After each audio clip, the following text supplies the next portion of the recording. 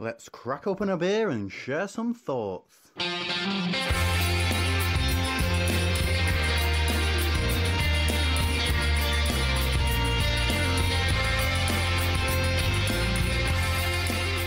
Welcome to Hopinions, and this week we're at another new venue, mate. Where are we this week? We're at one of my locals and my favourite pub in Colchester, the Victoria Inn, which I'm sure regular listeners have heard me mention more than once in the past. I think so. I think you mentioned it a few times, haven't you? Yes, I have.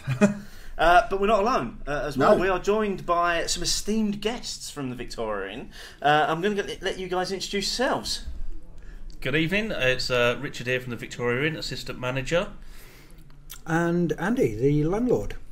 And we've invited you guys along tonight to enjoy the pleasures of being on a podcast, but also specifically to talk about this week's subject matter, which is sparklers, which is something that divides opinion. It's the Brexit, everywhere. It's the Brexit of the cask beer world. It is, yeah. I think let's just put it out there. Yeah. So, we're gonna come on to that later. So, as always, we've got some beers in front of us. I think we're pretty much all on the same thing, apart from maybe Andy. What are we on, mate? We're on the Trafalgar from Great Heck, 4% session cask, nicely bitter, very bitter. Yeah. But makes you just want to drink more. Yeah, well, I had a pint of this when I walked in. It went pretty quickly. It went very quickly, yeah, because it's still quite warm. It's, and that walk down from the station, I needed something refreshing. Andy, what's in your glass? You've got a different colour beer to us. That's one of my house beers. I've got two house beers. This is a brown ale we call it Ambassador. It's brewed exclusively for us by Colchester Brewery. So is this the only place you can get that beer then? It's the only place you can get this beer. We went to them and said, look, we've got this idea. We want this sort of beer. Can you brew one for us? And as it happened, they invited me and my wife up to brew the first batch. We went up and brewed it, spent the whole day there from 6 o'clock in the morning, which is not a good time for a landlord to be getting started for work. And we brewed the first batch, and it's still my favourite beer. Oh, I thought it was only the Yorkshire Blonde you'd worked with them. No, that was Yorkshire Blonde was 2 years ago. We've never brewed, as myself and my wife have never brewed that. But we worked with them trying to get a very specific sort of criteria we gave them, and it was the best part of a year tinkering with it to get it just how we wanted it. And it was on the success on the back of that we decided to go for a brown as well. Okay, so the Yorkshire Blonde and the Ambassador are both by Colchester, but can only be bought here at the Victoria. Indeed, they're not rebadged beers; they're exclusively brewed for us. Okay, I don't know if I've had the Ambassador. So if anybody wants to get their Untapped on and get some exclusive and it is an untapped venue as well. Verified, you get yourself a Victorian badge. We have badges as well. That's number 5 today. Need to make sure to check all my beers in while I'm here tonight. Yeah, badges. Yeah. So are they always on the bar? They're on permanently. Yeah. Right. 100% of the time, unless we do the odd once a year or so, we'll do a tap takeover. But other than that, they're permanently on the bar.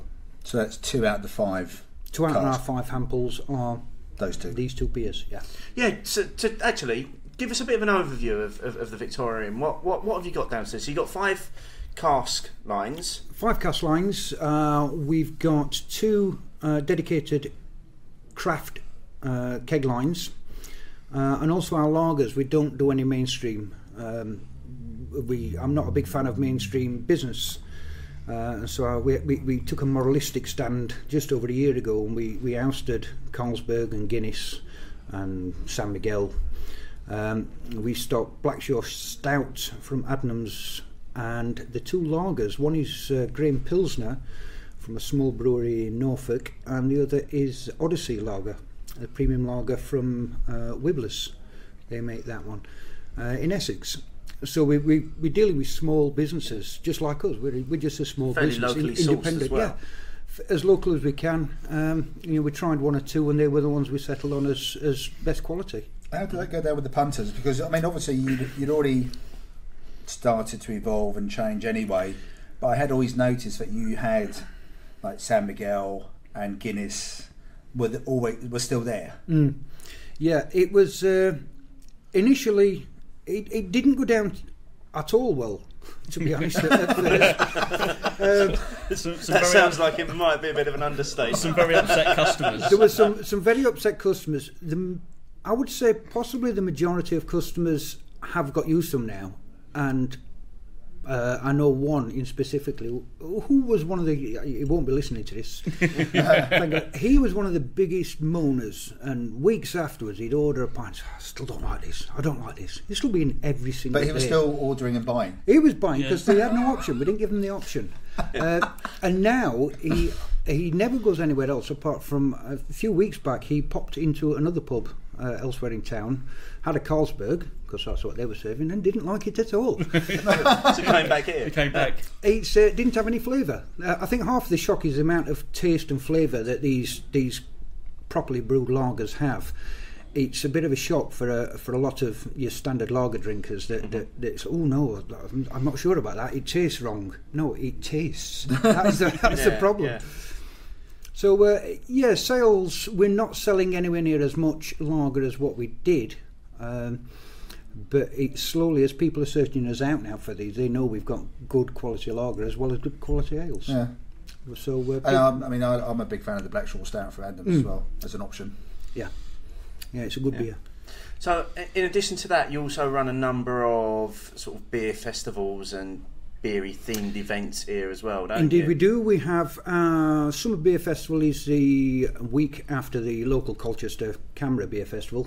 And then the beginning of August we do a Yorkshire themed beer festival. August 1st being Yorkshire Day, and we're Yorkshire folk, and so the Essex Ambassadorial Home. Indeed, the Yorkshire Embassy of Essex Embassy. Official. And if anyone wants to know why it's official, pop in, I'll show you. I've got an official letter to say we are an official embassy. I thought it was because you had the Yorkshire crisps. We have Yorkshire crisps. We have Henderson's Relish. Any Yorkshire folk out there, Henderson's Relish is available for sale.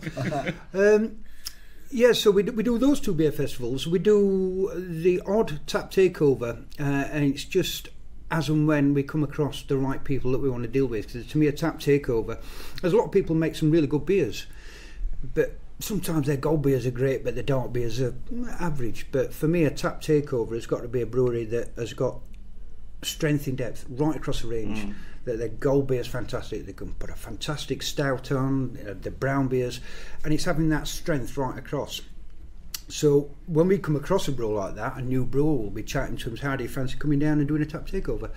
And we've had a few like that. Nothing imminent at the moment, but the other thing we do is the Shed Brewers Festival.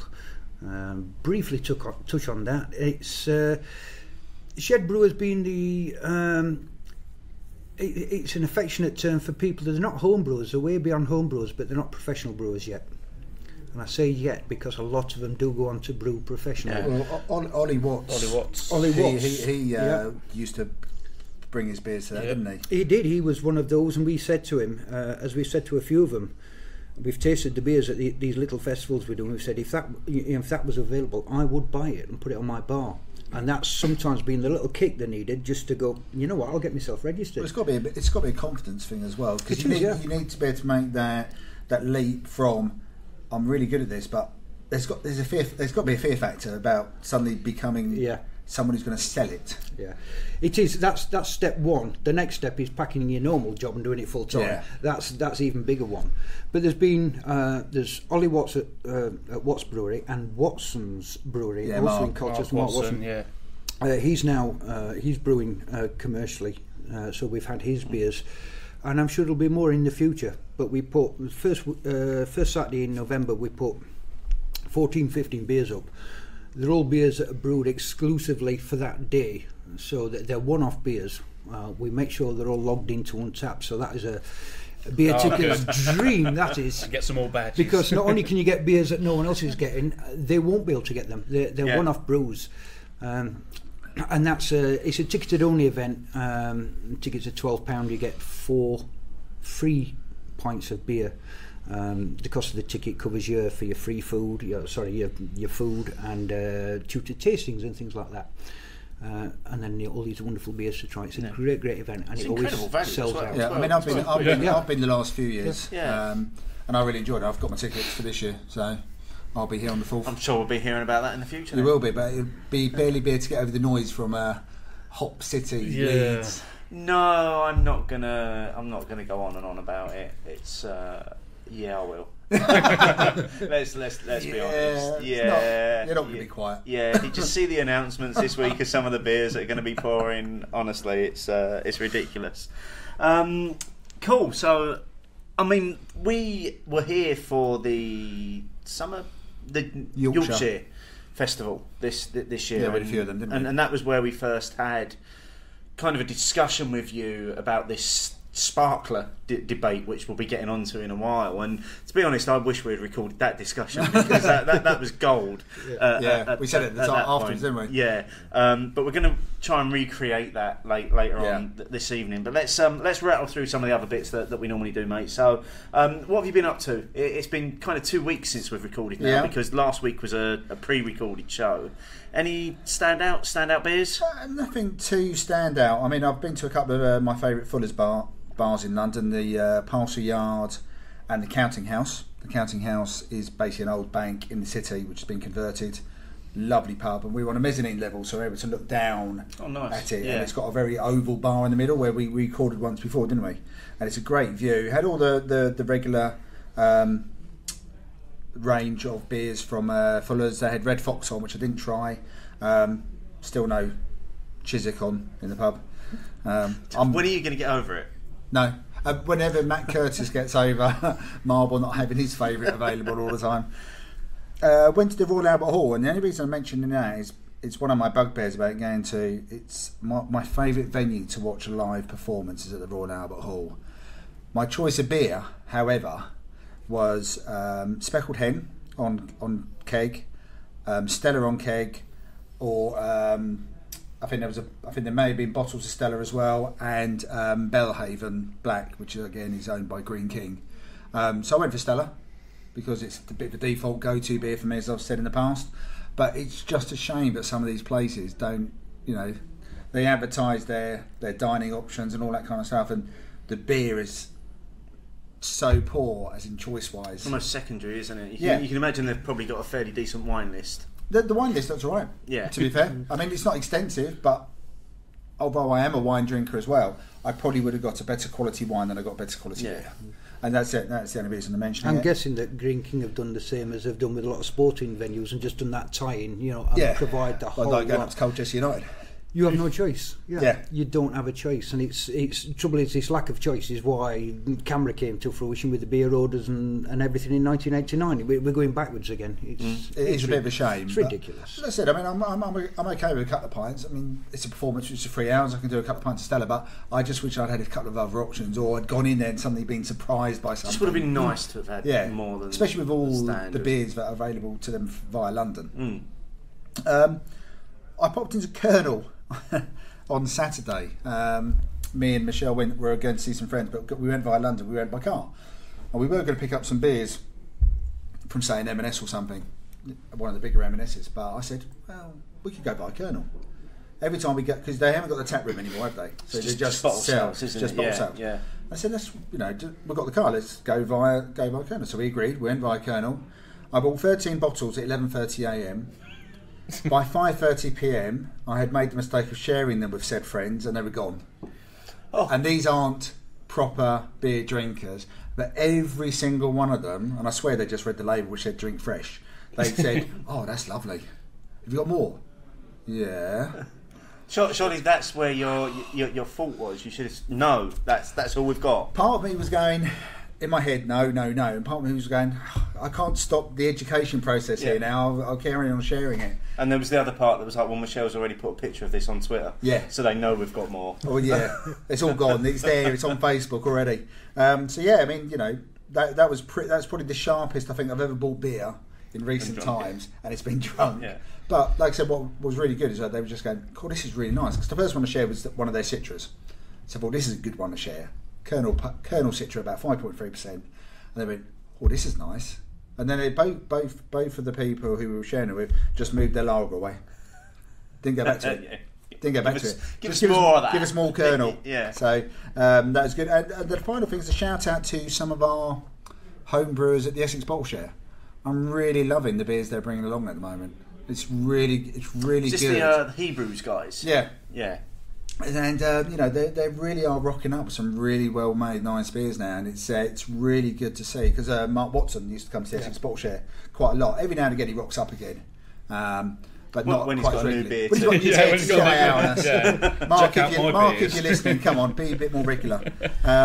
But yeah, it's really good that these guys are turning up making these beers. Like I said, I'm still convinced there's a bit of magic in making beer anyway. So for them to rock up, they put them in the bottles, they share them, they know, and we are critical. They're bringing them along to people who know a bit about beer, write about beer, podcast about beer, and they know there's going to be. But that's what they're after as well. And I'm really enjoying the fact that we're able to sit there and share beers people have made a couple of months earlier and at home in their shed, for example. So no, it's really good. That's about it for me. What about you, Steve? This is going to be quick. Drank all the Magic Rock again. I drank a lot of beer at home again. I did have a night out to the Ale House in Chelmsford. It was about a week ago, wasn't it? Yeah, and they had a really good selection on. Actually, I saw the range that night. That was a very good range. Actually, I properly lucked out that night, and so they had a Cloudwater JW Lee's collaboration on Cask, which is interesting considering that Cloudwater don't do Cask anymore. So it must have been the JW. Must have been produced at Lee's more than Cloudwater. That was a red ale, and that was incredible. That was really, really smooth, really flavoursome. It was so easy to drink. And then they had a track beer on as well on Cask, which was an Equinox IPA. Which was again just incredible. Do you know? Ever since we had a beer with Equinox in it, and we sort of said that we haven't seen many single hopped Equinox. They're everywhere now. They're everywhere now. It's amazing. It very much seems to be this year's mosaic. Yeah, it's like the hop of the moment that everybody's using. And there were some really well made beers out there with Equinox in it. Yeah. So that was really nice. But the one that the real standout was they had, and there's been a lot of talk about this since the last show that we did that actually had news on it. About the Fullers and Friends release that's come in. They had on the Floor and the Griffin beer, but it was badged up as a Thornbridge beer, and there was no reference as Fullers on it at all. Really? How come? Well, I got in touch with Simon from Thornbridge and said to him, "What's this about?" He was like, "That was the trial batch that we did at our place. It's the Cask version of it. It's slightly different from the version that will go into the bottle. And if you look on Untappd, there are two different beers. Okay. But it was it nice? The one that's coming out in the box is, I think it's a red rye IPA. This, I think it was supposed to be the same beer, but it tasted more like a barley wine. It was really sweet and cloying, and it was, at first we was wondering how we'd get through a pint of it. Probably shouldn't have ordered a pint of it, to be fair. At 7.5%. Possibly questioning how many beers we'd had beforehand. But it was really enjoyable. Was it one of those evenings where there was only one measure? It was. There was only one measure that evening, yeah. So yeah, that's pretty much it. I know, but I did notice your check-ins for that evening. It was quite a good one. It was, like I say, just lucked out really, in terms of, sometimes when you walk in there, you look at the Cask beers and you're like, oh, looks like I'm drinking Citra again. And sometimes you walk in and you're like, oh my God, how am I going to drink everything that I want to drink tonight, because there's so much on offer. And this was one of those nights. I mean, I started on a grain beer, which was like a 3.8% bitter or something, and it was incredible. I'm massively, or rapidly becoming a massive fan of grain beers. I haven't had a bad grain everything beer that they produce. I think they make some really good stuff. Fantastic. Yeah. So what about you two? Any beery highlights? I was just having a look, because it's you haven't looked at your Untappd, sometimes it's a bit difficult to remember. Standout this week, Middle Finger Discount Siren. I had that. I've had that one. Yeah. And Siren are producing quite a wide range of beers now, aren't they, as well? They're just churning out an incredible amount of beers at the moment. I'm waiting for the Kentucky Tickle Monster, which is a 16.3%. Yeah, I tried that. So I mean, I enjoyed it. I enjoyed that. That was one of the last beers at the bottle show last week. Yeah. I'm trying to get hold of a bottle of it to give it a go, because I'd like to give it a try. Yeah, it was nice. Yeah. Other than that, lots of Cask beer at the Vic at the moment. I'm just trying to think what else I've had. All the cask beer at the Vic. Flicking through them, the Organic Harvest Saison from Little Earth Project. So what do we think about Little Earth Project? Because I mean, I haven't tried really anything from them, and we were talking about it earlier because I quite enjoyed some of the beers they used to brew when they were just brewing it for the Edwardstone pub. You had the early stage. Yeah. I wasn't overly impressed with the Organic Harvest Saison, but I'm not a big fan of Saisons, but a couple of other beers I've had, very impressed. Ampersand. We've got a bit of ampersand at the moment from Norfolk. We've got Cocoa on at the moment, which is a fantastic chocolate milk stout, and I've had a couple of bottles of theirs as well, which was superb. They've been making a bit of noise recently. Certainly in our region, haven't they? They're a brewery that seems to have come out of nowhere, but again, they're one of these breweries that everybody's kind of talking about them. Yeah, I think they're going to make noises a little bit more next year. Very excited for them. I'll have to keep an eye on that one. Yeah, because I did read a bit about them because they got involved in the craft beer week in Norwich back in August. Okay. So be interesting to see what they come out with. Yeah. Right, let's have a look at this week's news then, because we have got quite a bit of news. We've got some news. Well, that's what happens when it's 2 weeks. I know. So first one up then. I'm going to mention it, but there's no chance of getting tickets for it now. Beavertown announced that following on from the Extravaganza a few weeks back, they've set an event called the Extravaganza Afterburner, which is on the 4th of November, which is the same date as Dark City, which I'm going to. And the Brew Shed. Yeah, the Shed Brewers Festival. And Dark City. I know where I'll be. But it's basically, it sounds like a great event, and believe me, if I hadn't been going to Leeds, I would have tried to get tickets for this. This completely bypassed me. It came up very quickly on Twitter, and then very quickly it was announced that all the tickets had gone. Okay. So basically, they brought over some of the world's best breweries for the Extravaganza. Basically, this is the result of all the collaborations that have happened as a result. So this will be the first pour of all of the collaborations that happened as a result of the Beavertown Extravaganza weekend. Blimey. Are all going to be available in one place for that weekend. So, few examples. Magic Rock and Modern Times, Siren and Modern Times, Cloudwater and Everyone, Buxton and Duggars from Sweden, Beavertown and Cigar City, Beavertown and Modern Times, Beavertown and Crooked Stave. Just the list goes on and on. So was this another all-in ticket? No, the ticket was £3 or something to get in, and then you pay for your measures when you're there. So you basically pay for what you want to drink. Completely bypassed me, that one, but it sounds Mate, amazing. like I say, it came and went so quickly. You very, very fast. You had to be there. Blimey. But that sounds amazing. It does sound like an amazing event. I quite like the idea of that as well. Yeah. I wonder whether it'll take off for other festivals. I think we'll probably see the result of some of these beers coming out, because the first one on the list is Magic Rock and J. Wakefield and Slim Pickens. Now, as far as I know, that's the Cherry Coke beer that's already out in cans. The Magic Rock one would be insane. Unless they've done another collaboration. So these are like all the drunk love childs that they all said, yeah, let's get together and make beer. While they were drinking beer. Of explaining it, yeah. Now, you've got a few this week as well. Yeah, what's your first one? I was just reading a few bits at the weekend, and one that stood out for me was the Great American Beer Festival, New Rules Exclude Brewer. And that particular brewer is Goose Island. Now, if I understand correctly from reading the article, the GABF has been going on for coming up for 30 years, and Goose Island have been at every year of it. Obviously, in the last 5 or 6 years, Goose Island became part of ABI and ABI InBev subsequently, and they've, on the basis that ABI already have stalls through their other breweries that they've bought and merged into, or merged into them to be more accurate probably, as well as being, having maybe their own stall as well. Goose Island aren't there this year. I found that quite interesting. I found it really interesting, because obviously what they do turn up with is a lot of their rare bottles, their rare pours, which we've been lucky enough to try a few of them last year when we did the podcast with them.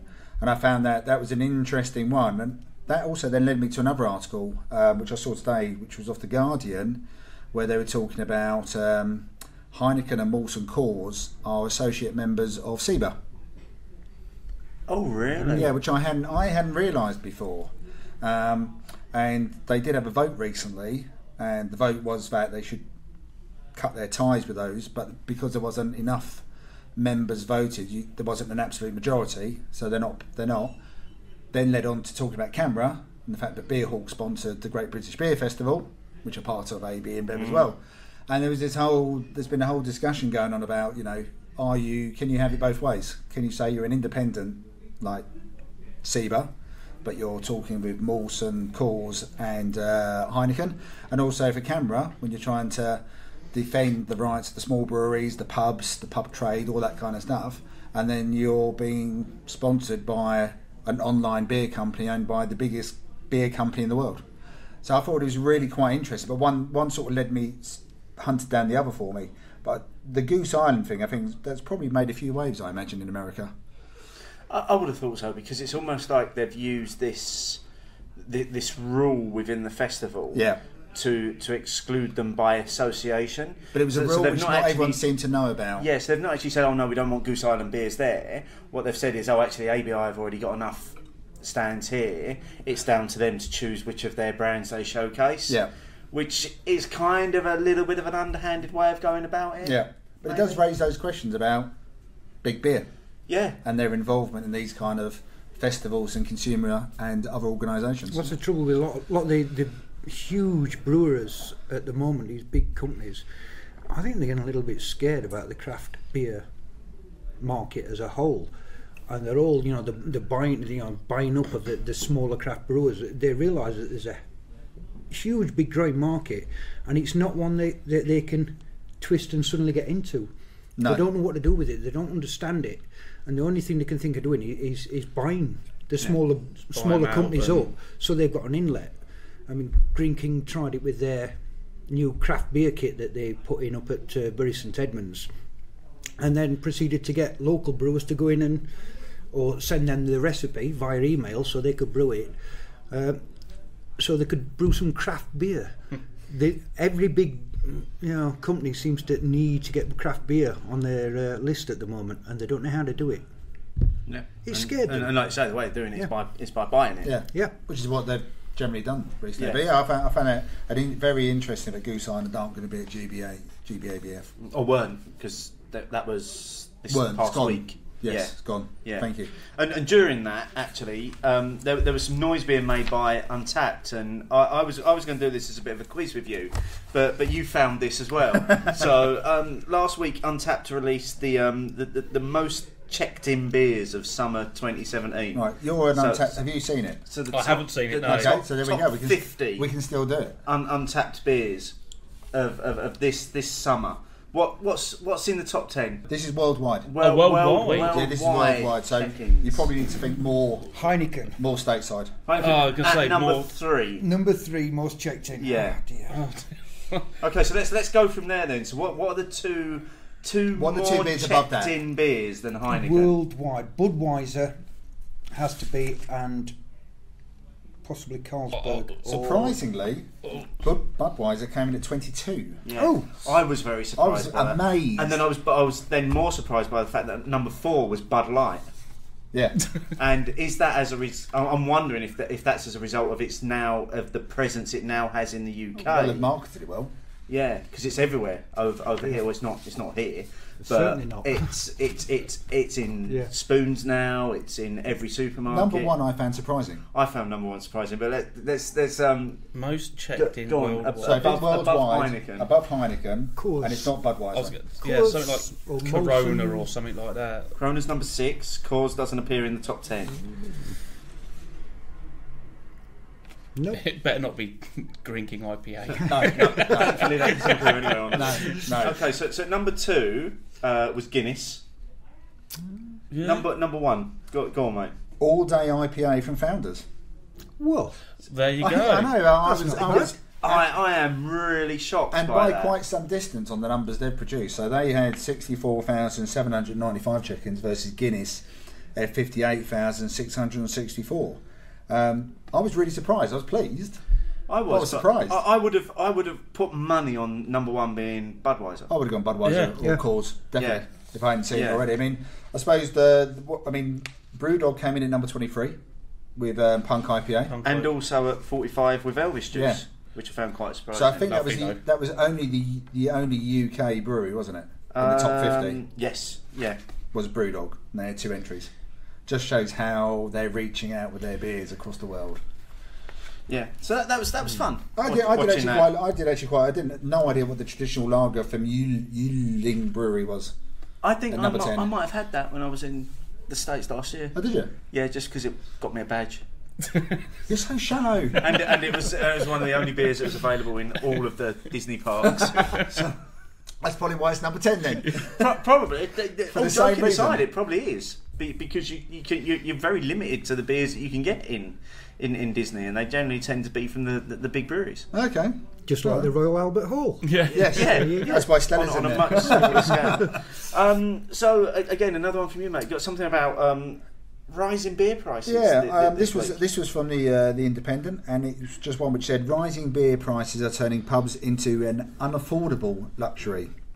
So a survey of 1,000 beer drinkers by the Campaign for Real Ale, otherwise known as CAMRA, found that just 15% believed prices were affordable. So I'm just going to leave the rest of the article where it is. It's just that 1,000 beer drinkers found that. So basically, 15% of 1,000 thought it was affordable. That means 85% thought going to the pub was unaffordable. Long silence there. What do we think about that? Well, first question is were the 1,000 people that they asked? Were they walking around London asking them? In which case, that's probably justified. I mean, I always caveat my comments about prices by the fact that I work in London, so a lot of my beer drinking is in London. So automatically, as soon as I come out of London, generally, beer seems cheaper. You're happy, just by virtue of the fact that I'm not drinking in London anymore. But if they asked 1,000 people in the northwest, northeast Yorkshire region, in out of town places, they'd probably say that beer was quite affordable. I mean, 1,000 people ain't many. Bearing in mind, Canberra has almost 200,000 people these days. But just the percentage I just found shocking. That 85% find it's unaffordable. I still think it's one of the cheaper forms of entertainment. Is going to the pub. It's cheaper than a Starbucks. Having a pint of beer. Yeah, and it's made rather than just churned out. Other coffee shops are available. Other coffee shops are available. Just obviously. It's all right. We're not the BBC, so you can name drop all over the place. I did quite like that though. What do you guys think? I mean, you know, obviously you can't have. If you order beer bulk online, you get it cheaper. But I mean, I can't get Cask at home. We do carry outs. It's not the same. It's still not the same. As good as it is, it's still not the same. I've been drinking in this pub for donkey's years, and I've always said, you know, I find that part of the price of paying for your beer is the atmosphere you're surrounded by. Yeah. The people you're sitting with, the conversation, the banter from the bar staff, the quality of the beer. I'd quite happily pay a little bit, not too much more, but a little bit more to have a decent pint, a decent conversation, and enjoy my evening. You know, and maybe that reflects on some of it. Yeah, I wonder whether there's a bit of a Wetherspoons factor as well. I think there's got. So I think when you're talking about prices, you almost have to take Wetherspoons out. Yeah, people compare pubs to Wetherspoons, and Wetherspoons are not pubs. No, and you can't compare the price point either, can you? You can't. Wetherspoons is I hate them and admire them with equal intensity. Their business model is superb, what they've managed to do. It's not been so bright in recent times. There's been a lot of Wetherspoons getting sold off, the ones that aren't working. It's sometimes I think it's cheaper than it needs to be. You know, he's on... occasionally I've seen beers there that Wetherspoons are selling at the same price I can buy them in at. So what can you do? But no, you are paying for a lot more than, you know, if you go into a pub, you're paying a lot more than just what's in your glass. You're paying for the ambience, the night out, the socialising. Well, I was able to go to my local Spoons a while back with my camera vouchers and get 6 pints for a tenner. Now, you shouldn't you shouldn't be able to do that. Technically, it's loss leading, which is illegal, but it's not quite, so he gets away with it. Yeah. So, but yeah, I'm quite happy to pay a little bit more to go and have a good night out with mates. I mean, you know, you can have a good night in with mates as well, but actually, quite the same, is it? It's not quite the same. And if I take it back to that example from going to the Ale House a couple of weeks ago and walking in and seeing a range of beers that I suddenly got very, very excited about. That's not always going to happen when I open my fridge. No, and also you already know what's in your fridge. Yeah. Unless you've just had hopefully, a bit of senile dementia for the last couple of days. Yeah. Oh look, I bought Cannibal. I've got a box of beer. I'm going to empty this box and put it in my fridge with my eyes closed, so that it's a surprise when I open it. Yeah, but that's my news. What have we got? One final. It's interesting actually, because some of that goes against this final news item as well. Because so I got sent a copy of the Cask report, which was recently released. And for people that don't know, this is an annual production of I think it's mainly camera led. But if you look at the back, all the people that are involved in it have got their logos in there. So camera involved, Zebra involved, and it's basically a almost like a state of the nation address in terms of where cask beer is at in the UK. And this year's one opened up by saying that they had actually, in addition to doing surveys with landlords and people in the industry, they had actually gone out and done a YouGov survey with punters as well. Now I'm wondering whether the previous article that you were referring to was part of that as well. Is the same one, and they've actually just taken some of the data and they've decided to focus on that as part of the story. But so I read through that, and I've got a few points that I made reading through it, and there's a few points that I've got starred as well, which I particularly wanted to bring up with the guys from the pub tonight as well to see their views on it. So I'm gonna start off with one of those, and these are direct quotes as well. So, among licensees where cask is central to their business, real ale sales are rising sharply. Agree or disagree? Define sharply. I wouldn't say sharply. We our ale sales are on a slow but very steady increase, as they have been for the 6.5 years we've been here, despite other good pubs opening in town, etc. So we're quite happy with our ale sales. I wouldn't say sharply. No. Interesting. So a few of the other points. The other point on that though is, are they including the craft beer? No, they're not. This is specifically cask that they're talking about. Yeah, so I mean, if looking what you said, so you've got SEBA, Campaign for Real Ale, and Cask Mark are three of the official bodies, for want of a better phrase. And then it's basically big brewers who are cask led: Green King, Fuller's, Wells, Caledonia, Adnams. The exception in that bunch is Carlsberg, Interesting. who are part of it as well. But it's definitely a very cask led. Yeah. So it's not including craft. So in there it says that real ale occupies 29% share of the market of beer, and the other is made up of lagers and what have you. But within that, 57% of that is cask beer, and 43% of it is keg beer. So that's the balance at which it's selling at the moment. And what they were saying was that they. I had to laugh at the comment in the report, because it said cask is king. It's leading with 57% against 43%, and I was like, that's not that big a margin. Really? No. Is it? It's only about what's that? I can't even add up. 14%. 14%. So for you guys, is that a fair reflection? Probably not. Cask in our pub is 40+% of everything we sell, not just beer. That includes spirits, soft drinks, wine, everything. So we're very much an ale house, if you like. So yeah, it's healthy. But people come here for that, don't they? Yeah, we are known for it. You're a destination for that. Yeah.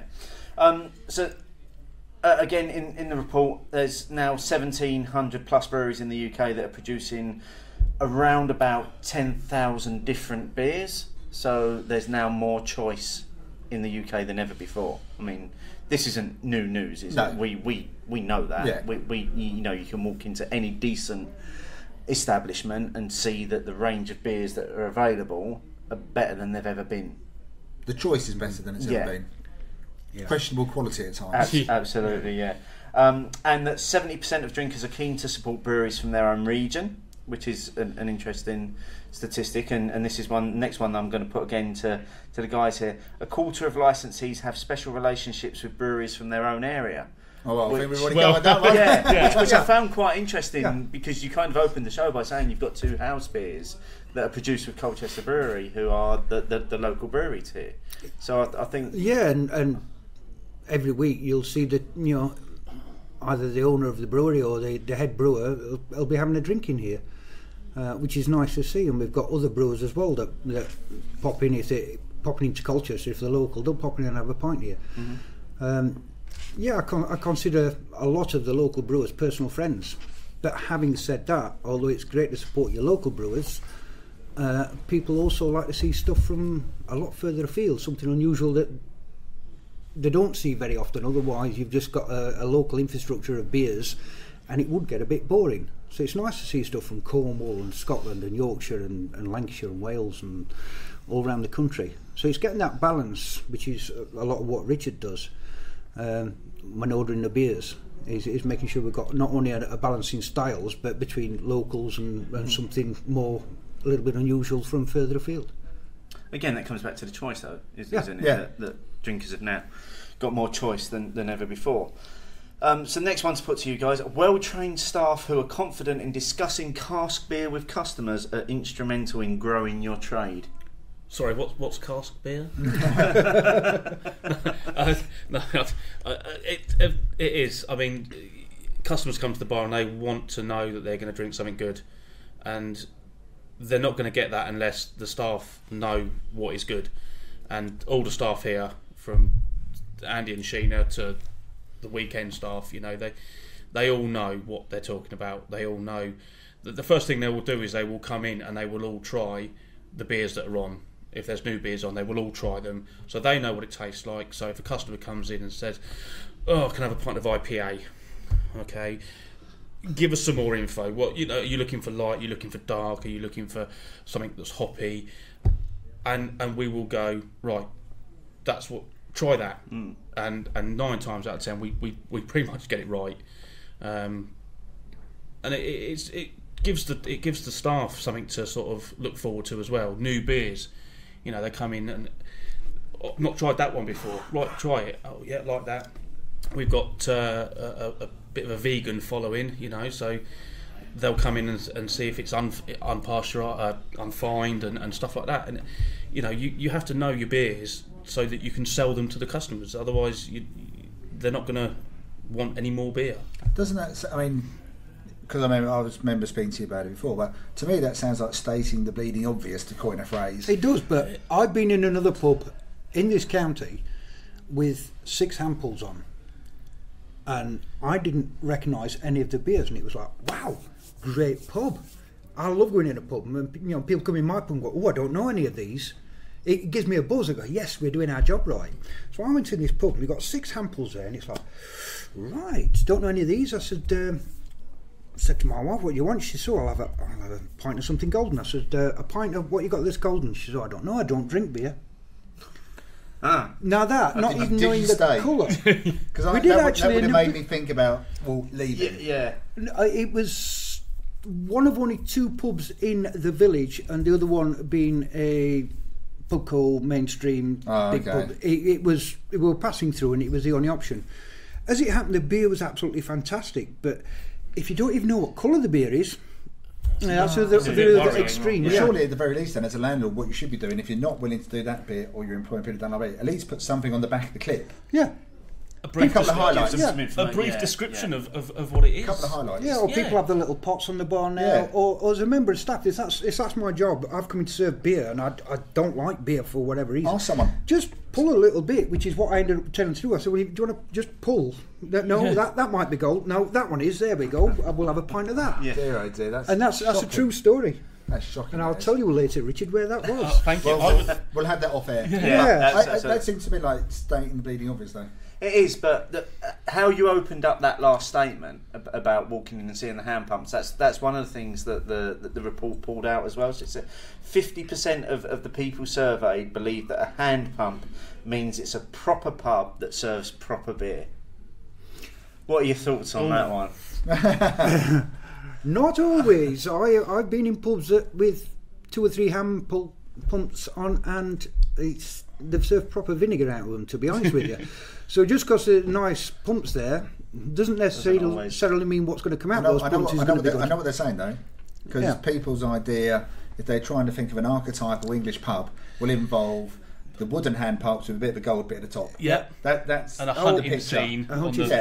So that's people's picture. Proper pub. They're going to draw it, however badly or well they draw it. That's what they would draw. Would be that what I would call now in people's head the traditional hand pump, and so they have a view of the pub already just by that. And that's caught me out in the past when I've gone past someone and I thought I can't quite see what's on the clip. Oh, they've got 3 pumps on there. One of them must be alright. Yep. And I've had that experience. Disappointing though when you walk in and see like IPA and Doom. and you're just like, I should have carried on driving. Only one out there, 3. The others are turned round. I was walking around Rayleigh with Michelle yesterday. Just fancied a beer after the drive. We were going to get a bit of shopping. I walked past the pub, and yes, it had exactly that. It had 3 pumps, and 2 of them were turned round. And the other one was one I didn't mind, but I thought, no, fuck it, they can't be asked for the other 2. Yeah. I'm never going to bother. It's not difficult to keep beer on. So those are some of the highlights that I pulled out of the Cask report. Now, I'm pretty sure that this is available online, and if it is, I'm going to put a link in the show notes to people if they want to go and have a read of it and download it for themselves. It might not be the little glossy brochure that I've been sent, but you certainly get a good feel for the state of where cask beer is in the UK right now. One thing I'd add to all these surveys is looking at the people in the back, the major brewers, CAMRA, etc., and the likes of Punch Taverns, I'm sure it'll be in there, Enterprise Inns, etc., the big pub goers. There's another sector that's never brought into any of these equations, and that's the free houses, of which I'm one. No one ever asks for free houses because we're too small. Well, if you add all the free houses up in this country, we're not small at all. It's a huge part of the sector, but none of our views are ever listened to, whether it be surveys like this or legislation or anything. So it's not necessarily as accurate as it could be. It's a great caveat to it is. To add to that. And on that bombshell, we'll probably move on to probably what people have been waiting for, which is the discussion that we're going to have about sparklers. Opinions, opinions, opinions, opinions. This week then we asked a very simple question, which was just sparklers. Yes or no. To which we had 412 votes, 58% ending up in my corner, I think, with yes. Well, there's you naming your colours to the mast already, Steve. And 42% in your corner with no. Before we go into some detailed analysis, I do just want to make mention to all of the funny fuckers that thought it would be great to make reference to the 5th of November. And actually, I'm gutted. If we'd thought about this properly, we could have done this closer to fireworks night. And no, because I hate fireworks night. Yeah, but we could have properly got a sparkler debate going. No. Oh, come on, work with me here. No. I hate fireworks. And then also to those that said you need what is a sparkler option as well. So there were a few of those, and there were a few people that actually said have no idea what a sparkler is. So hopefully we can maybe educate for once this week. Who knows? So what we've currently got in front of us. So I'll tell you what.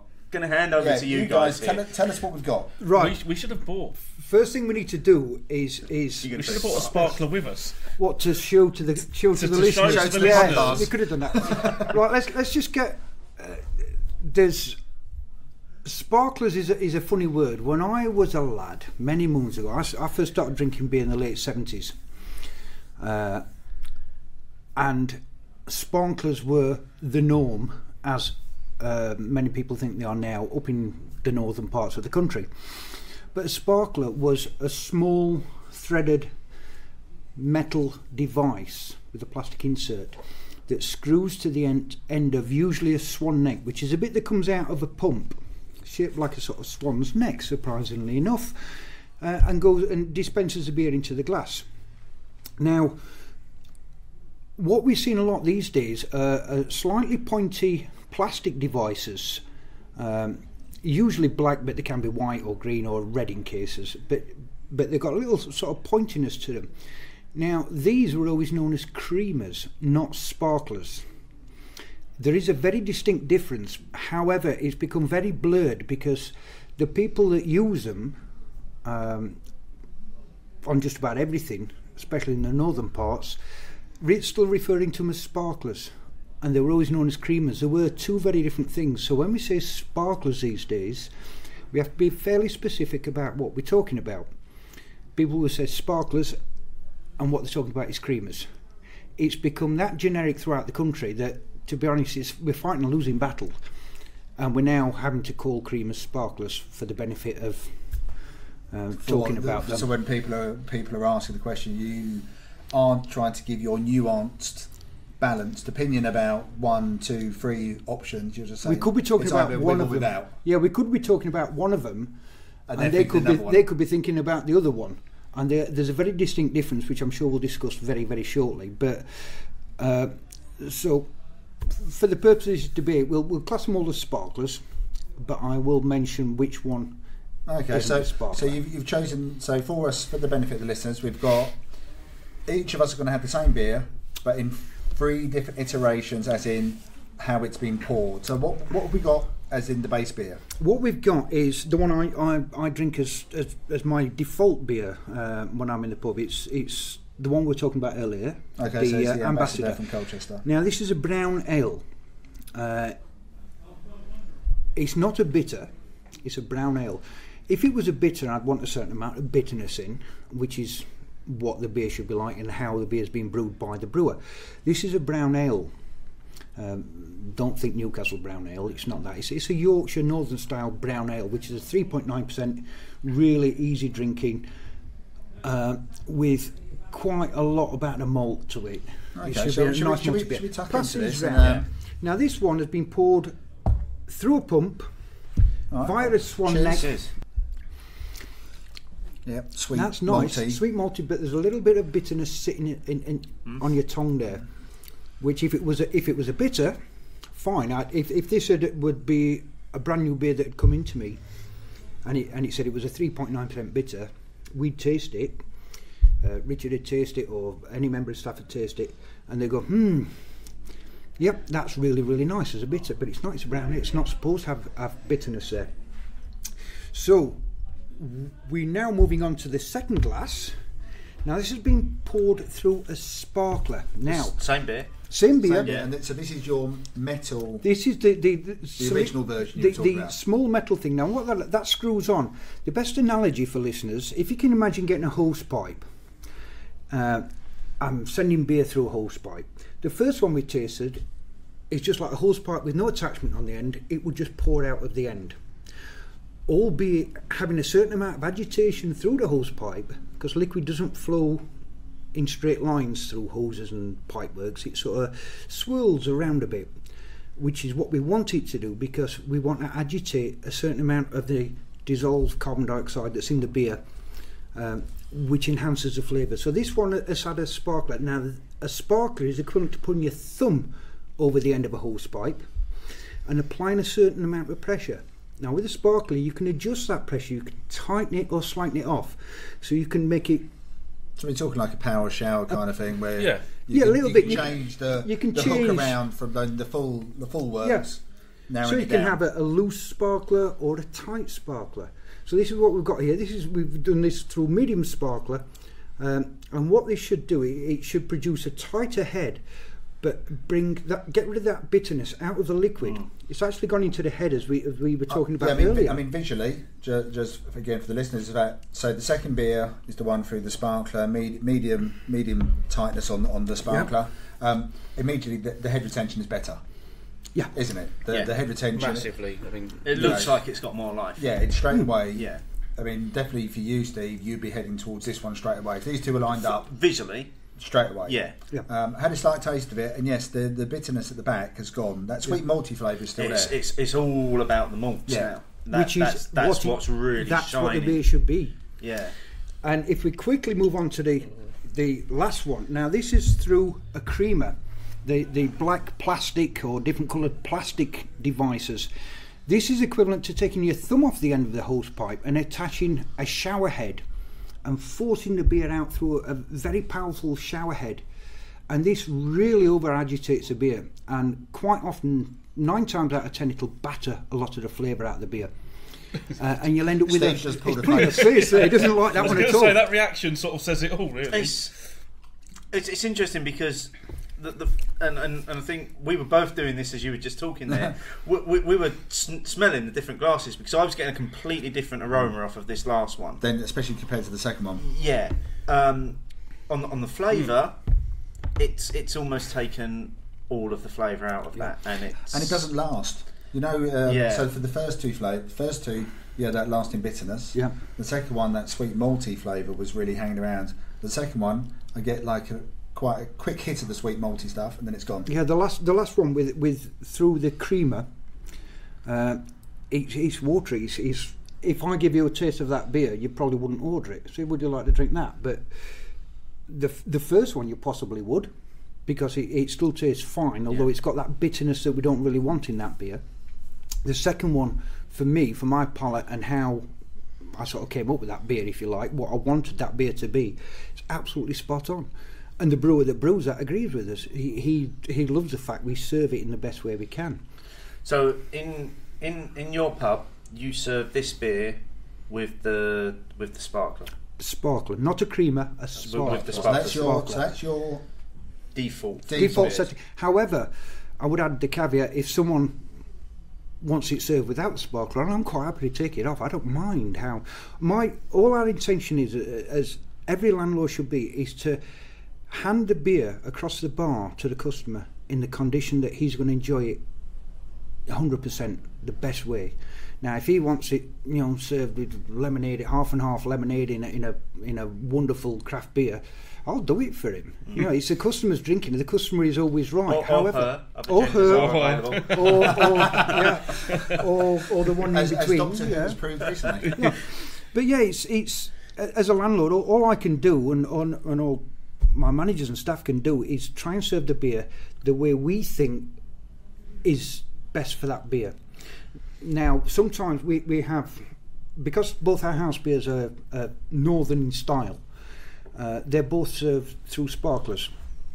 At the moment, the 3 other beers that we've got on are served without any attachments on at all. They just go through a normal swan neck. So the great head we had earlier was without, wasn't it? Without, although that is a northern beer. You see, there's a lot of this north-south divide that is codswallop in my book. I said, born in Yorkshire, and I've lived down in Essex for getting on for 30 years now. So it's not as simple as yes, you should have them, or no. It's horses for courses. Some beers, it will accentuate certain parts and improve the beer, and other beers it can kill it. So you must go against what some beers are traditionally served, or is there an occasion where a brewer specifically wants their beer to be served with or without sparkler? Yes. And do you go against it? Yes, I do. The brewer isn't serving the beer. I'm serving the beer. I want to serve that beer, like I've just said. That I think that's fantastic. That's just how I want it to be.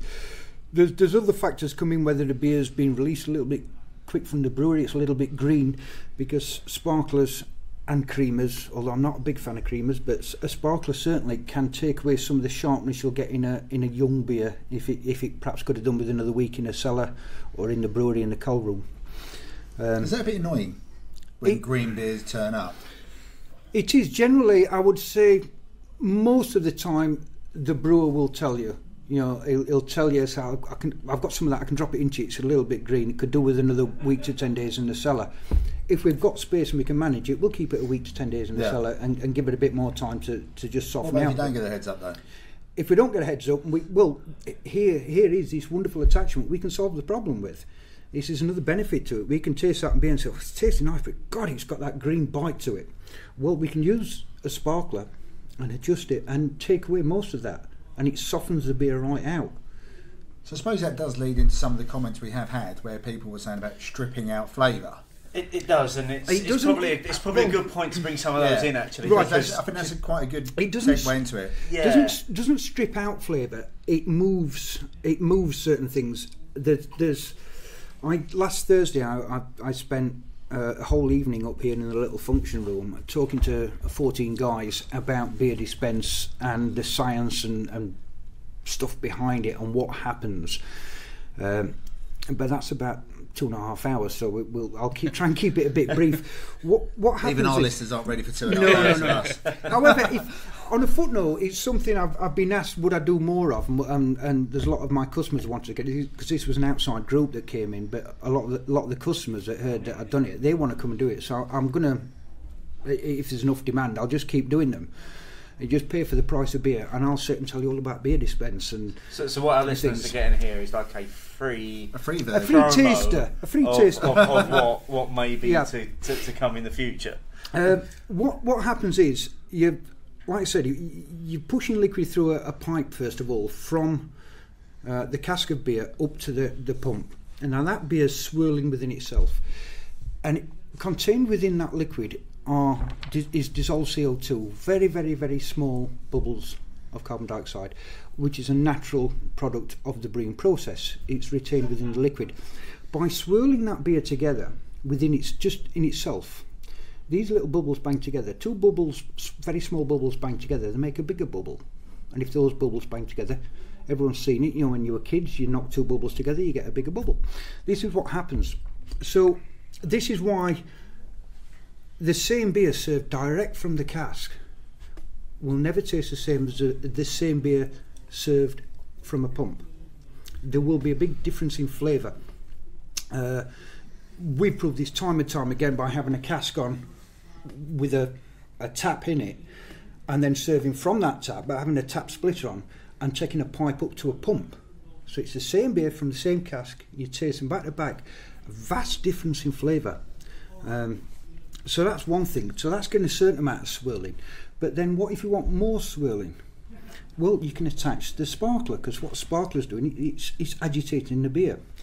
It's not, as a lot of people believe, just mixing it with air to make a false head, because the swan neck is the bit that sits, a long swan neck will sit at the bottom of your glass And agitate when you anyway. start pulling. So it starts agitating, but then it's under the level of the liquid. As the pint fills up, it's filling from, lifting from below. So, but it's agitating the beer as a liquid and producing more of these tight little bubbles that float up. What a creamer does is just exactly the same, but more viciously. Now, as this dissolved carbon dioxide all sort of bangs together, makes the bubbles that come up and form this tighter head, we're going to get a lot of the volatile hop oils and flavour and a certain amount of bitterness coming up into that head. One of the things we spoke about earlier is if you do it yourself, you can get a big head on beer by using a sparkler and a creamer. Get a teaspoon and taste the head in that beer. It can be quite astringent. That's where the bitterness has gone. It's not stripped the flavour out of the pint, it's moved it into the head. Creamers are horrible for that, and I think they just do too much, but a sparkler, you can move that up. Just to give you one final analogy, which we were speaking about earlier, if you were to go out, have a nice meal, and then sit with your partner and order 2 lovely coffees, and you've got a little jug of cream, one person could pour that cream into the coffee, stir it up, and the other person could float that coffee on top.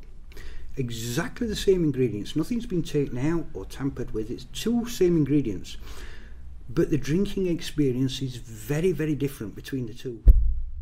And that's because 80% or thereabouts of what you taste is from aroma and smell. Anyone doesn't believe that, try eating and drinking things whilst holding your nose. It's a weird process. So we're getting a lot of aroma into the head. So when you're drinking beer, it's like drinking the coffee through the cream. It's the same sort of thing. It mixes in your mouth, so it gives you a very changed drinking perception. And that is what sparklers can do. Now, from your perspective here, you make the decision on each beer, don't you? In terms of how you, as the landlord and your team that work with you. You all try the beers through all of the dispense methods, and then you decide which you feel is best that presents that beer. Yeah, it's the best representation of that beer, of what it's supposed to be, what the brewer intended. Do you ever go against what the brewer intended? Yeah, because as point of sale, it's what's best for your customers. Yeah, I'm not just a conduit to the brewery. It's my business. It's my reputation. It's not the brewer's reputation on the line. I want that beer to be in top notch. One of the good examples of that is Woodford's Worry. Marvellous beer. On the back of the pump clip, when it's applying to the pub, it says no sparkler recommended. So when 6 years ago, when I first got that one in and I first spotted this, because I don't think it's been on. It's not something I remember from years past. I thought, no sparkler recommended. I'll be the judge of that. Thank you very much. Challenge accepted. Sparkler added. Yeah. So, well, no, it wasn't. I did the same as what we've just done now, and I put 3 glasses in front of myself and went, bum, with an open mind. Here's the key to it: not to be entrenched in what I've always believed this. I always think sparklers on everything, or Granddad no used to have. Yeah, my dad had sparklers, so I'm always having sparklers, any of that rubbish. So I got the 3 and tasted them. My other half did, and we went, I think that's a lot better through a sparkler. So we put it on through a sparkler. Later that night, it was the camera chairman, Mr. Alan Wareham, popped in, and he said, I'll have a pint of Woodford's. He said, you've got that infernal sparkler on. He was a proper... And I went, look. If I can picture him saying it. Yeah. So I thought, fair enough. So I poured him his pint. I said, there's your pint with no sparkler on, as requested. However, here's another half on me, poured through a sparkler. You tell me which one. And I trusted him to be open-minded, because some people will just go with what they have always said. They don't like to be... It's not about proving wrong, but they don't like to have to think about these things too much. And he tasted them side by side, and this is where I got so much admiration for him. He just said, I have to admit, it's better through a sparkler. And I went, yeah. And then we had this long conversation about sparklers can be appropriate. They can also be totally inappropriate. So the end of the sparkler debate always boils down to sparklers yes or no. It's not. It's where appropriate. That's interesting. So let's have some of the comments then, Steve. Okay. We did have quite a few. We did, and we've split these down into a few kind of categories as well almost. So the first one that we had was regionality. Straight away came up. So Jamie H, who I love featuring because I still think he's got the best Twitter handle ever, at Merchant of Shite, says we should all state where we are geographically. I'm in No and I'm in East Sussex. Now we discussed whether we thought about it, didn't we? But we thought that people would get a bit upset if we were trying to force a regional bias on this. There is. They're all northern. All northern. Here's a funny thing, that there is this northern divide that sort of from Nottinghamshire upwards, you will see sparklers a little bit in the West Country at times as well, and then it fades out mainly in Scotland, although there's a few pockets of them about, and that is pretty true. And when we say sparklers now, we're talking, if you go up there, the creamers, and I hate it. They're on everything, and they do ruin a lot of good beers. However, a lot of these comes down to the flat beer or beer with head, which is a side issue from this, but it's very much tied in. Some of the biggest heads on beer I've had in recent years were a couple of weeks ago up in Cambridgeshire, Huntingdonshire. We were up there for 10 days, and honestly, there were, even as a Yorkshireman, there was ridiculous amounts of head going on up there. A lot of the pubs with sparklers, but not all of them, which surprised me. Now, this Southerners like a beer poured with hardly any head, and a Northerner likes a beer with a big thick head argument. Again, slightly different issue, but it is tied in with what we're doing. People can't see this, but I can show you two guys. Well, we love visuals. We love visuals on a podcast. Yeah, there's 6 black and white photos. I'm just showing the guys here, all taken from, the earliest one is 1934 down in Dorset. Which is fairly southern. It's about as southern as you're going to get, nearly. So this is entitled Lads of the Village, lads in commas because they're all about 65 onwards. Yeah. Bradford, Abbas, Dorset, and they're all drinking pints which to me look like they're about 2/3 of the way down of landlord pulled through a sparkler. Yeah. That's what it looks like. They've got big heads. And if you look on all the other pictures, and these are sort of 40s and 50s era, there's London, there's Manchester, there's Glasgow, and there's one I don't know where that is. But all have one thing in common. All the pints have foaming heads of beer on their beer. True, they all do. I'm just passing Exhibit A to Steve over here. So the question is, when did people down south decide they didn't want a head on the beer?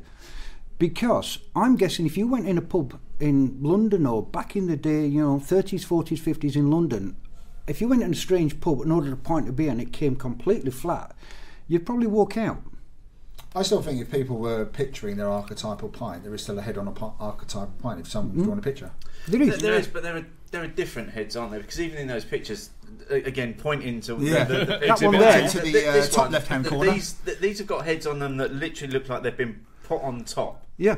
And that's all foam. Yeah. As far as I'm concerned, but some of the others actually look like more of the creamy head. Yeah, which goes down with the beer. Yeah, I'm just going to have to point out as well the beards in this bottom. Hipsters in 1934. There are some craft hipsters. Beards in there. They do look That's like incredible. crafties. Yeah. See, I mean, we did think about doing the regionality as part of the question, but we thought no, we didn't want to lead people down that route. We wanted people to answer. It's a fallacy that doesn't exist. This heads on beer up north and flat beer down south. It's a total fallacy. It certainly was from the 30s, 40s, and 50s and 60s. You wanted a head on your beer because it showed the beer was in good condition.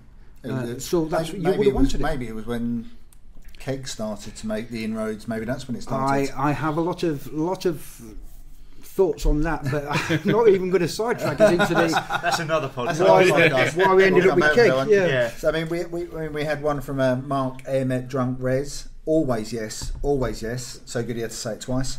I live in London, but always yes. Yeah, he's really keen. I reckon that's a yes. Yeah, I think that's a yes. Yes, you'll be lucky to find a cask ale being served in the North East. Not using one, definitely a regional thing. That was Guy Miller at Brew Guy. Born in the North, learned to drink cask in the South, but recent trips back to Cumbria have converted me. So thumbs up to Sparklers. Andrew Sheldon at Tavara Fan Club. Yeah, so I think there's a lot of our listeners going with the regionality. There was definitely a regionality, wasn't there? Theme, yeah. But also linking it to the North.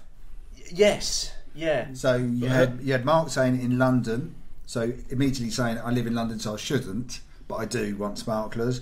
And the guy said, learn to drink in the South, but as soon as I've gone back, they've linked.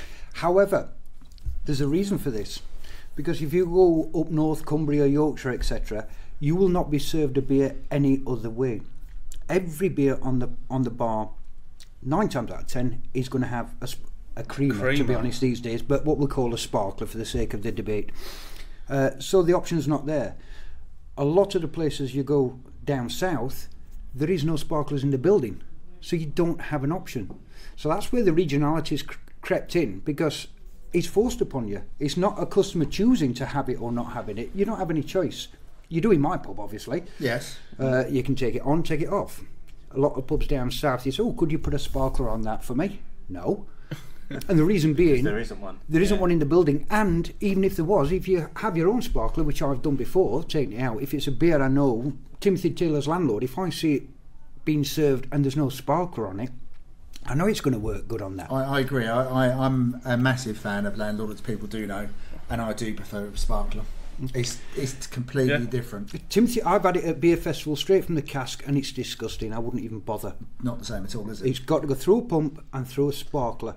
It We even did, works. we- It works through a creamer as well. That beer, it does work through a creamer. It's lovely. We had a pint in the White Hart in Witham, which was from Gravity, and it was not the same beer. It was awful. It was awful. It's just a it was like blonde drinking brown water. Yeah, no to it. Wasn't the same. Yeah. So the next few comments come down to what I could only term as salmonship and let the brewer decide. And that was the first one. Edward Shaw at Dr. Shaw 69. Is there no option for I don't care or let the barman or brewer decide? Good man, I like it. Yeah. That's what we do. Obviously not. That's why we gave you a yes or a no. A sparkler just papers over the cracks of poor salmonship. A tight white head should not be favoured over proper conditioning. That was from Alex Oliver at Alex Oliver 101. What do you think to that one? I'm sorry, Alex, but you're wrong. I knew this one might Wrong. Alex, I'm sorry. Come to my pub and I'll talk to you all day about it. No, it's And he will. It Just to be clear. Yeah, it is one of the things that does border, not Alex personally, but it does border on getting slightly offensive when there's comments like it's a lazy landlord's cheap trick to put head on a pint of tired old beer. Well, we serve 20-25 casks of beer a week or thereabouts. None of our beer's tired and old. And even if you've got if you've got a beer that's been on your pump for 5 days, 6, 7 days, and it's getting really tired, and you think I just need to shift this last bit because it's pouring flat, starting to go like vinegar, putting it through a sparkler or put bubbles on that'll die. If there's no conditioning in the beer, those bubbles won't last. You'll get no lacing down the glass. Initially, you hand a pint over, yeah, you could use it for that, but that's not the way to tell if a beer's tired. What was it? Alex was his name? Yeah. Alex, if you want to talk about tired beer, every time you get a pint, stick your finger in and slowly rotate your finger. That's how to tell if a beer's got good conditioning in. I can do it with visual. Yeah. Slowly rotate it, and you should cloud up with all those tiny little bubbles of dissolved carbon dioxide. We're not mixing this it with is a air. first for the podcasting beer world. Marvellous. Scientific experiment. Scientific. Just stick your finger in. Actual science. Slowly rotate it. You'll see all those tiny bubbles that we talked about.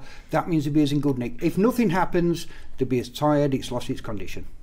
That's how you test. Okay, so the next one's almost the flip side to the last one. Is if anything other than a bad cinnamon can ruin a beer, it's a sparkler. And that's from Jackie at Lambic Queen. Well, from what she's just heard, hopefully she now thinks that a sparkler can enhance a good beer. It can make a good beer perfect. It can't make a bad beer good. It can certainly, a creamers can make a good beer bad. But if you've got a good beer, a sparkler, not a creamer, sparkler used by someone that knows how to use one, can make a good beer even better. Well, that ties on to a comment from Spencer Pritchard at Spen Pritchard. If you think a sparkler knocks the flavour out of beer, you're most likely drinking the wrong beer. Yes. Or the right beer dispensed the wrong way. Dispensed the wrong way. Dispensed the wrong If way. he had 280 characters, I'm sure that's how he would have got that in. Yeah. Yeah, or he'd been drinking too much of the wrong beer. I showed these guys earlier on the lovely beer from Great Heck that they were talking about earlier on that they were drinking, which is a lovely, sharp, bitter, really refreshing beer. Yeah. They were drinking their first pint earlier on before we started having this chat, and I gave them another half poured through a creamer, really, viciously poured, and there was nothing to it. It's destroyed horrible. it. Yeah. Completely ruined the beer. It just made it a golden beer. Yeah. So a good beer can be destroyed, but a good beer can also be enhanced. But that's down to your landlord. That's down to the That knowledge comes of the down staff. to your It's expertise, yeah. doesn't it? And your years of experience in learning how to pour the beers. Using it with in the a way sparkler. that's And this is best why for them. sparklers are becoming very rare now. The lovely round metal things that we've been talking about. And we've either got nothing at all, or we've got these black plastic pointy creamers, is because nothing at all, you don't have to train the staff very much on that, just pull the pint. Yeah. Creamers, pretty much the same. It's a slightly different method of pouring to no attachment at all. Pulling through a creamer is a bit like pouring a Guinness. You sort of pull 2/3, leave it, take the customer's money, and come back to it once the beer's settled. With the sparkler, every member of staff has to know how to adjust the sparkler for the beer. So, is there any wonder they're going out of fashion? It's almost a dying art, if you like, and it's one that I don't want to see go, because sparklers are wonderful. Creamers, can be the devil's work.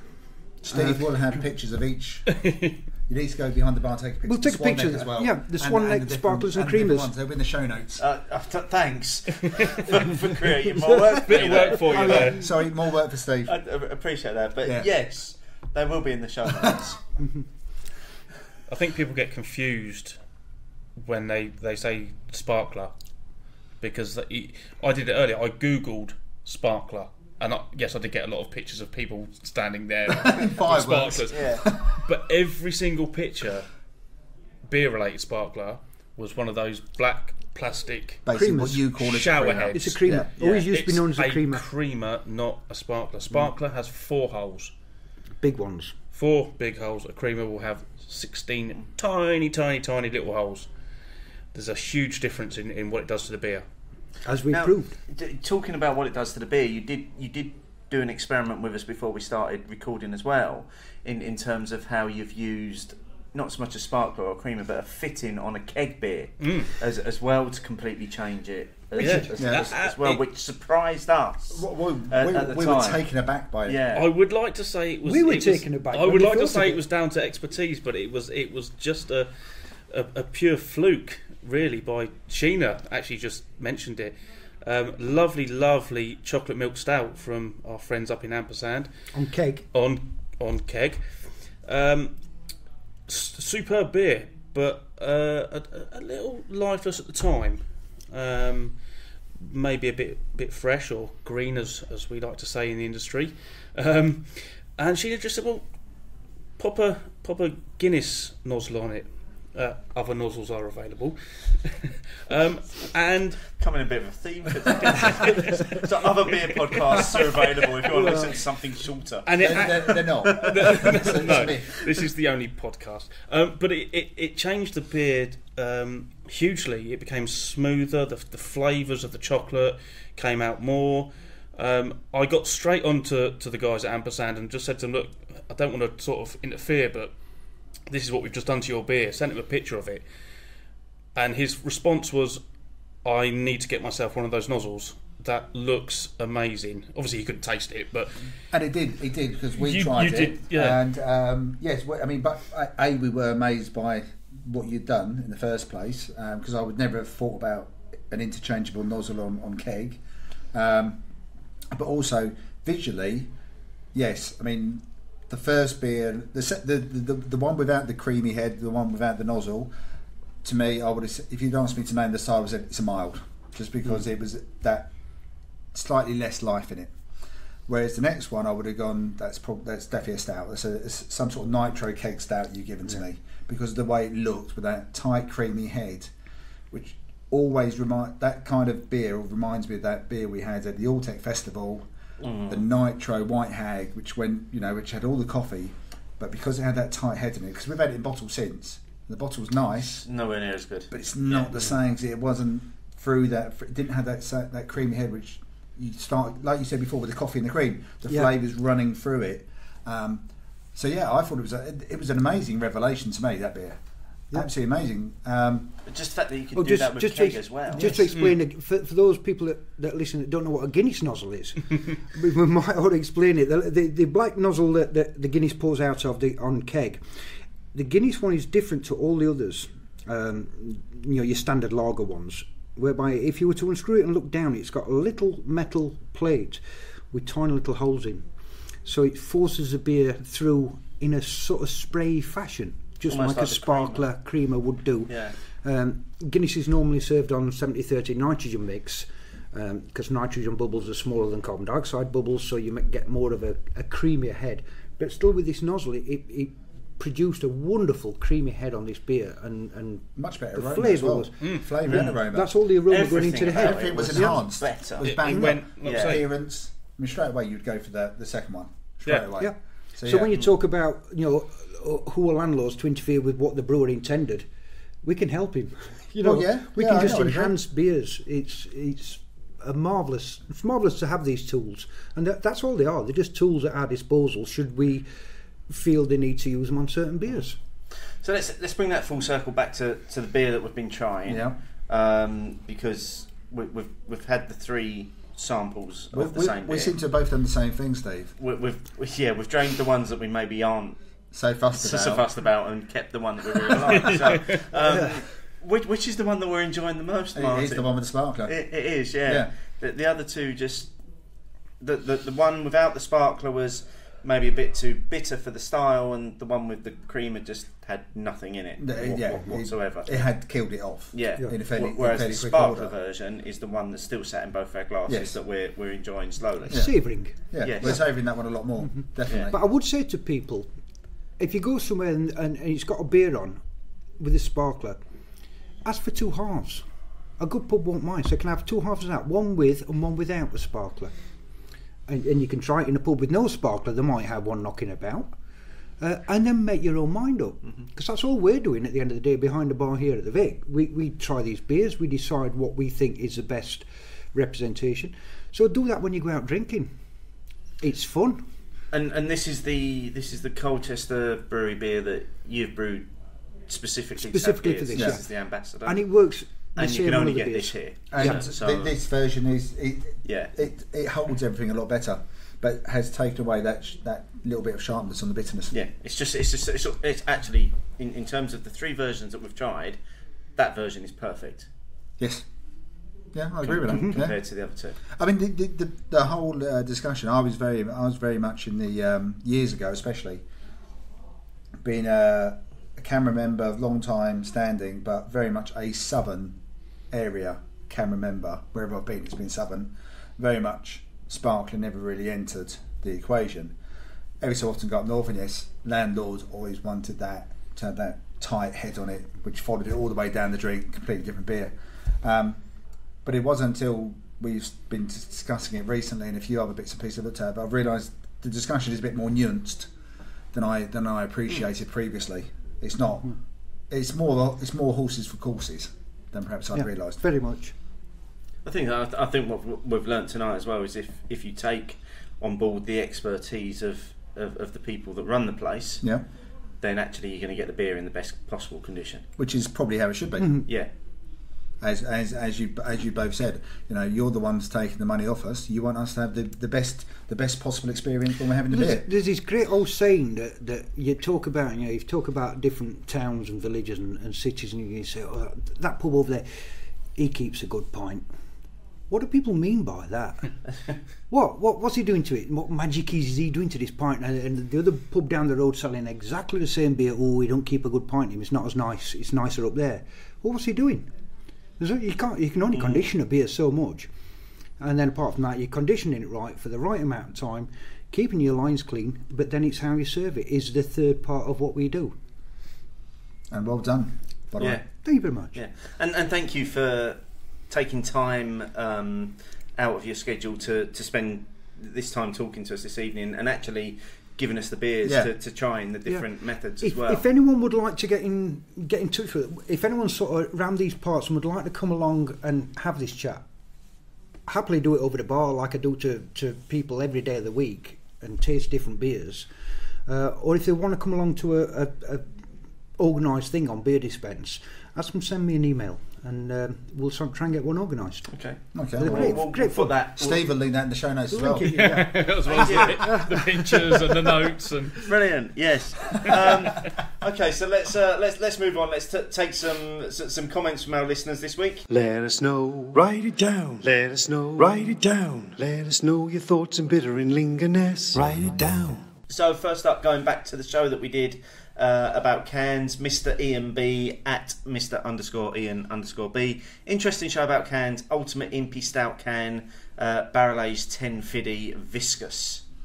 We had the 1050, didn't we? We did, but it was only a very small measure. Pour I remember thinking it was very nice. Yeah, but I think to fully appreciate it, I need a full can. You'd need a full can of that. Yeah. I think that goes back to what we were saying in terms of, do you get the thickness from a canned Impy Stout that you'd get from a bottled Impy Stout? Yeah, I think for us the jury's probably still out, but I think there are a few beers going that way. Yeah. And then going even further back to the show that opened this season, this is from Roland Glue at Has Been New Boy. Prompted by Hopinions to look at my stashed beers, started stashing in 2013-14, and then shared a picture of the first ones that he put in. Which was there any standouts? Well, I couldn't put the picture on the show notes. People wouldn't be able to see. Just write down what it was. I could have done, but Roland, let us know what was in the stash because I missed that picture. Yeah. And then just finally, because we haven't featured him for a few weeks, Paul at UNRCD asked his weekly question, Opinions, who do you think are the most consistent brewery in the UK right now? My two shouts are Marble and Thornbridge. Over to you two. You can only name two. Two, the most consistent. Yeah. For what they do, I suppose I would go Cloudwater. I think they do an IPA, a double IPA, and a BBC and everything else they do. I think they're consistently good on those. Do you think Cloudwater are getting a little bit one-trick pony? They have a niche of what the beers they do they're very, very good at, but can they expand on that? Yes. They could do different styles. I'm yet to taste what they do, a black beer that I like from Cloudwater because they've just done a coffee sour, didn't they?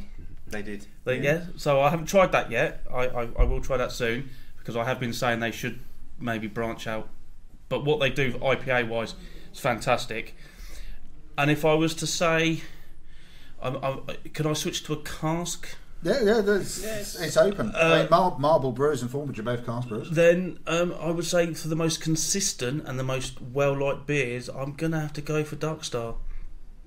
That's a good shout. I have not had I've not had a bad beer from them. I have seen recently, I don't know too many details, but I believe they've got a keg beer, an Imperial Stout, which I need to look into a little bit more. When you say look into, does that mean it might end up here? Possibly. Okay. Yeah. When I say look into in things, that case, carry on looking into it. Look into means buying. Yeah. Yes. What about you, Andy? Have you got Northern Monk?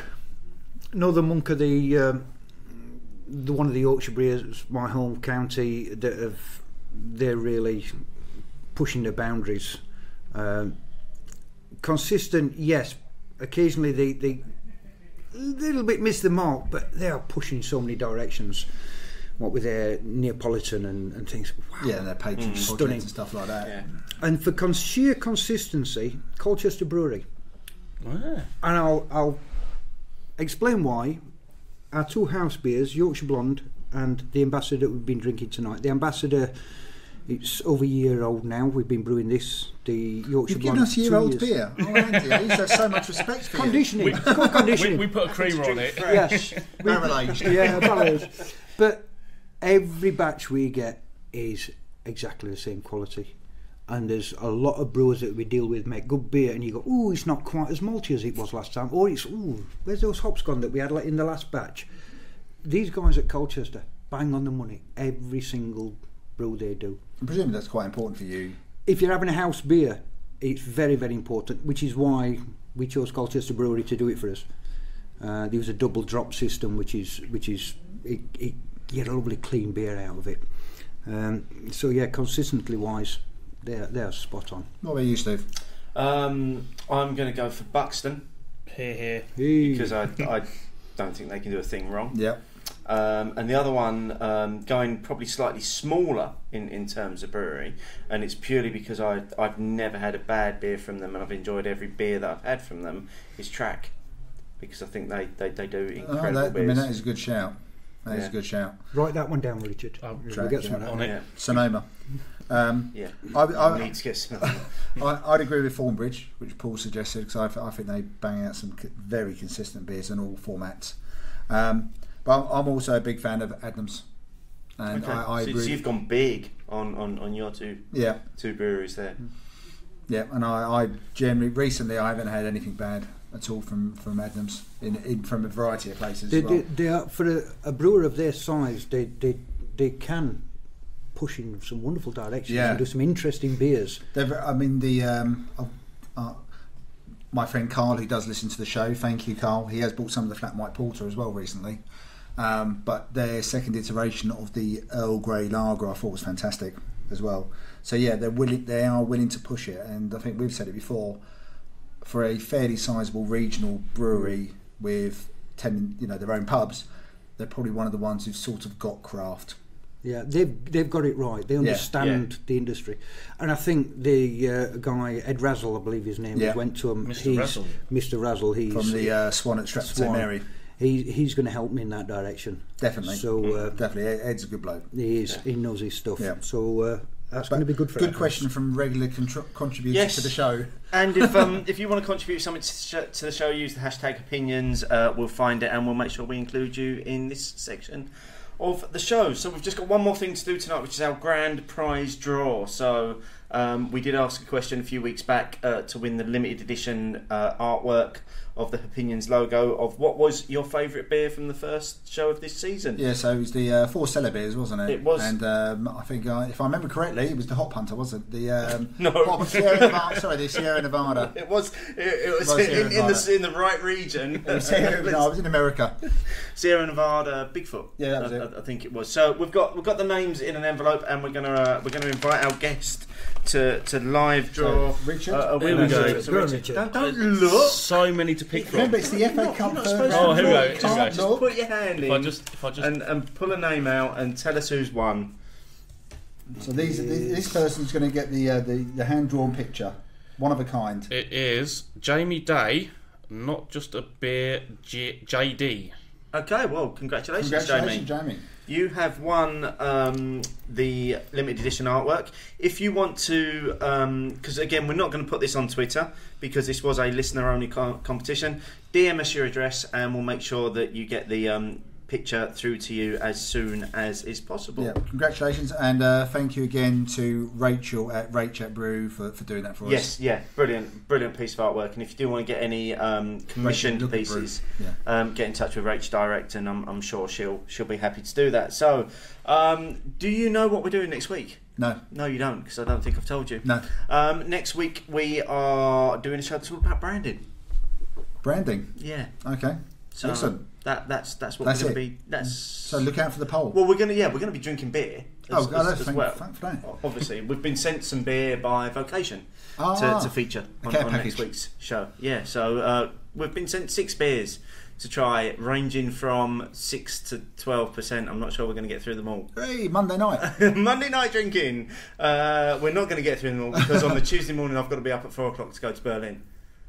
Oh yeah, you're going to Stone, aren't you? I am going to Stone, so keep your ears out for untold amounts of bragging about going and drinking for a day. It'll be a few weeks before listeners get the chance to hear about it, won't it? It is, because we've got some other special stuff coming up, but we'll talk about that next week. Andy, Richard, thank you so much. Thank you very much. Very welcome. Giving us your time this evening. We've really appreciated just chatting to you as well, because it's so interesting listening to your expertise and your views as well on this subject. And thanks for sharing the beers with us and giving us the space to record this week's show. Yeah, really enjoyed it. Yeah, thank you very much. So just one final thing to say. Cheers.